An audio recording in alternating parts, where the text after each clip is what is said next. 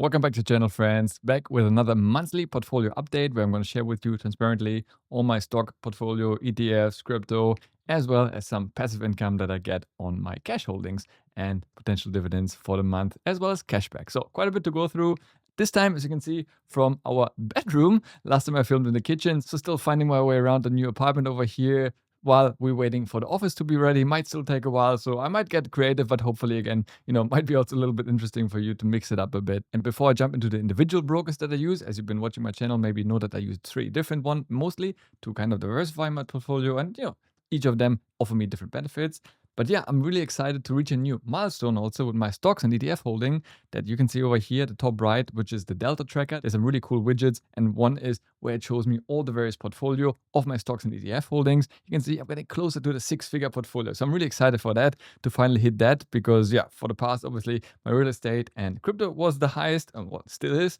But slowly my ETFs are catching up, which I'm excited in. So yeah, if I dive into this, you can see obviously the composition of it, but basically I want to show you in each of the individual brokers how it's composed of. So starting off with interactive brokers, where I still have the biggest part of my portfolio. Well, yeah, you can see over here how it developed, and I like to kind of balance it across the different brokers. And yeah, as I already have the biggest part of my portfolio here, for time being, I'm happy with it. I'll leave it here, but I might be adding more to it in the near future once the other brokers do catch up. But yeah, I definitely can really recommend. I've been using it for a number of years and really feel comfortable with it. If I go into my portfolio, well, fairly boring because I only have one holding, which is one ETF. It's the SPY5, basically S&P 500 ETF. And it's good to see that I'm very much here in the plus with 3,000 since the beginning that I have it. Obviously, I mentioned in previous videos, I used to have a different ETF based on the S&P 500 in the past. So obviously those gains were then factored into that. So the total net gain was significantly higher. But since I started that, I'm already in the plus. So it just shows you the power of compound growth over time, staying invested.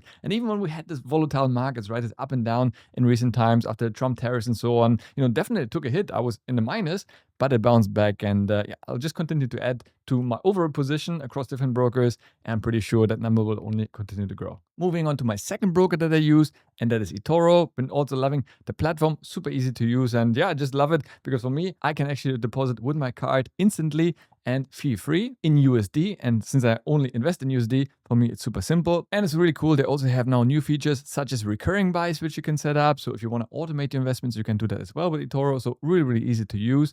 And here you can see I have 3 different holdings. So first of all, once again, the same ETF that I just shown you on interactive brokers, which is the SPY5, S&P 500 ETF. I have the CNDX. .L. So you can see the .L basically means that I buy them in London on the London Stock Exchange, all of them in dollars. And that's the NASDAQ 100 ETF, so more tech focused in a way. And lastly, my only individual share until now, which is Amazon. And well, you can see overall how they've been doing. Amazon is actually up the highest for now, $443 so far. NASDAQ as well, because we've seen obviously tech now, they also took a stronger hit when the markets were down, but also recover faster when the markets trend up again. And on my S&P, pretty much break even. But again, I started a position way later than I did my interactive brokers. And you can see if I open the position, obviously, the first buys that I did, back in 2024, you can see here all of them are in the green, right? And the more recent ones, they are still in the red. But if I leave that here over time, those reds will turn into green. So it's just a natural progression, right? The longer you stay invested, those positions will turn positive because obviously the price continues to appreciate long term. There will be headwinds along the way. I have no doubt that we're going to see some fluctuations in here, but long term, I'm very confident. That's why I'll continue to add. My last position that I added was actually, this month, what is that? A few days ago that I added to the S&P. So overall, in my eToro portfolio, you can see here my total amount invested, and I'm only up $687. But once again, for me, I really don't care if it's plus or minus right now. I have a long-term time horizon. And yeah, I mean, I've seen higher pluses before. I've seen bigger losses before. So I really don't care what's going to happen in the next few months or even a couple of years, because I'm really investing here for the long term. And the cool thing is, on eToro also, what I like is the eToro Club, which I really love. You can see right now, I'm on the Platinum plan. With this, I get so many benefits. You can see over here, I have a dedicated account manager, Delta Pro, which I showed you before. That is the tool that I use to track all my various portfolios. I get it free of charge as well. No withdrawal fees, Wall Street Journal access. I get even FinChat access. So really cool perks. And once I upgrade to the next tier, then you get even things like, handpicked sporting events, tickets to those, and then invitations to top tier industry events. So really attractive. And that's one of the huge benefits and appeals for me, at least, with eToro. And now that they're stock listed company, for me, it makes them even more trustworthy. And with this, we go to the third and final broker that I mostly use, and that is Trading 212, a broker I can really recommend to really anyone, right? Because they're so simple to use, really powerful, no commission. So even if you start investing with 10 euros, dollars, pounds, whatever, you can use them and not pay any commission, which I really like. And it's really, really simple to use. So anyone, who just starting off has no idea, I would always recommend, start off with Trading 212 and then maybe venture out to some other ones. But you don't need, like I have, 3 or 4 different brokers when your portfolio is under 1,000 euros or dollars, right? It doesn't make sense. Then you might want to just have one. But as it grows over time, you may want to consider different brokers. But to start off, I think it's one of the greatest brokers you can possibly try. The easiest interface compared to interactive brokers, which I really recommend for long-term, really wealth building. But in the beginning, there's a learning curve to it, so it might be a little bit overwhelming. So Trading 212, amazing. If you want to check it out, I have a link down in the description below. If you use that, you get a free share valued up to 100 euros or pounds. So definitely check it out and this could be yours. But yeah, you can see here my portfolio a bit smaller than on the other 2 brokers. You can see pretty much more of the same. Once again, the iShares NASDAQ 100, the same I bought previously on eToro as well. And the same SPDR SPY5 ETF. I know those names can be a little bit overwhelming, but basically it's exactly the same ETF I buy also on eToro and interactive brokers. And here, well, I'm in the plus slightly, which is nice to see. And here, in total, I'm up $313. So again, nothing crazy because obviously we have seen a little bit of reset in recent times, but overall, I'm really happy with those returns. And again, considering that I had a higher amount previously in here, withdrew some of it because I moved my Trading 212 account to the UAE.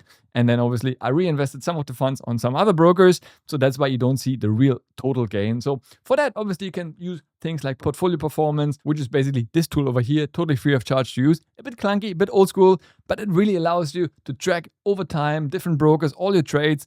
And yeah, I also made a video about this in the past. So you can definitely check it out. But if you want a more simplified, easy approach, then of course, I would recommend you a tool like Delta that I'm using as well, which has really great insights, overviews, watch list, and automatically syncs up with all your various brokers. You can see them over here listed, so I can just select any of them. So really, really like that tool. With this, we move over to my crypto holding. And here, right now, I have everything on my Ledger hardware wallet, which, I used to have on the exchange, but then kind of felt a bit, nervous about it and withdrew all of it and moved it onto my hardware wallet of choice, which is currently Ledger. I also use Tangem, but that's more for like transactions and so forth. But the biggest amount I do have on my Ledger hardware wallet. I really like it and very easy to use in general. And yeah, you can see the portfolio here really develops based on the price of Bitcoin, because as you can see, I only own Bitcoin in my portfolio. So at some stage it was almost close to 200K, which was pretty nice.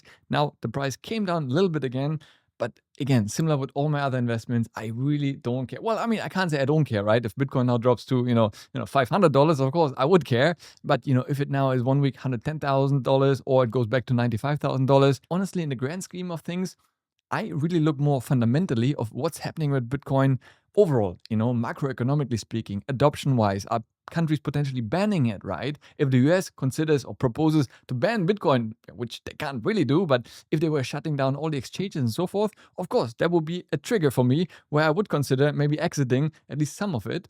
On the flip side, though, as I see, corporate adoption really continuing to expand and more companies even jumping on board to adopt Bitcoin as part of their balance sheet, I think is really a good sign. And that's why, if the price fluctuates in the short term, I have no issue, because long term, I know, we're going to be moving ahead with the price. And, obviously, I think it's just a matter of time until we see 200,000 per Bitcoin and probably even more in the future. So I have time. I'm not rushing to sell it anytime soon. And yeah, overall, of course, nice number to see. And at the same time, well, it's nice to see. I do ideally want to have my also ETFs and stocks to catch up with that size of portfolio and eventually, be slightly larger, so that I have real estate as the biggest one, stocks and ETFs second, and as the third one, of course, my Bitcoin holding. But then again, right, if Bitcoin continues to outperform and grow, well, I would be equally happy, right? If it goes to 500,000, then of course, I wouldn't be sad about that as well. Just overall, strategically, right now, I'm not allocating more capital into Bitcoin or crypto as such. I rather use that money to deploy towards ETFs, stocks, some of it into my cash position. We'll talk about this later on, to build sort of passive income from interest, which I get some nice options right now. And of course, have some emergency fund, plus some cash sitting for, potential further real estate investments or any other investments whenever those opportunities present themselves. With this, we move to the passive income I got for the last month, starting off with the cashback that I got from my bank account in the UAE, which is Bank, amazing bank. If you're in the UAE, really recommend them. And you can see over here last month was 312 dirham, which is around almost 75 euros. So quite a bit just in the form of cashback. I do get 2% cashback on every transaction pretty much with my credit card. And last month was, the month when we transitioned from the UAE back to Lithuania. So there was, quite a few expenses, even things like, when you cancel, for example, your phone bill, right? Because we're going to be gone for quite a few months. So I canceled the phone bill, internet bill, and then you have some penalty payments. So I paid 3 months in advance. But at the same time, the net savings is still better off by saving it. So definitely quite a bit of expenses. But at the same time, you get also a little bit something in return, which is obviously not too bad. And now that we are back in Europe, I was thinking, which card should I be using to pay mostly?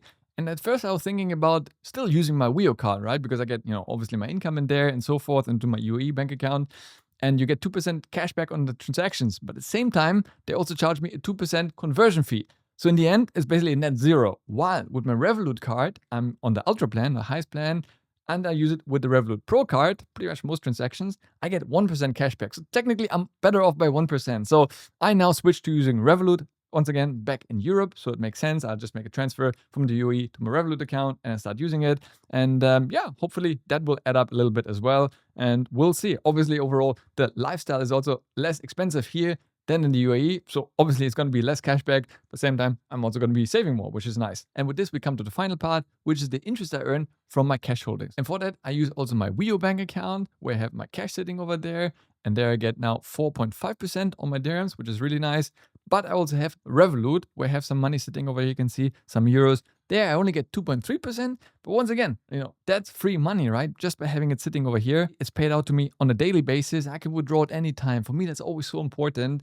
Some banks, they do promise you maybe the same or slightly higher percentage, but you have to lock up your money for 1 year, 2 years, and I'm not willing to do that. I want to be flexible, right? So that's why I keep some money over here. You could also use trading 2-on-2. You can see slightly higher even without being on a high plan. On Revolut, you have to be on the highest plan to get the highest interest rate. On trading 2-on-2, there is no monthly plan, right? So it doesn't matter what plan you're on. You'll be on the free plan and you get the same interest rates. On the dollar, 4.1%, and on your euros, 2.4%. So if you're in Europe, I think it's a great option for sure. And once again, pay to you daily, and you can withdraw it anytime you wish. But now I also started using a new platform. Well, I actually used the platform a few years ago, then stopped it, and now got back to it, which is called Bondora Go and Grow.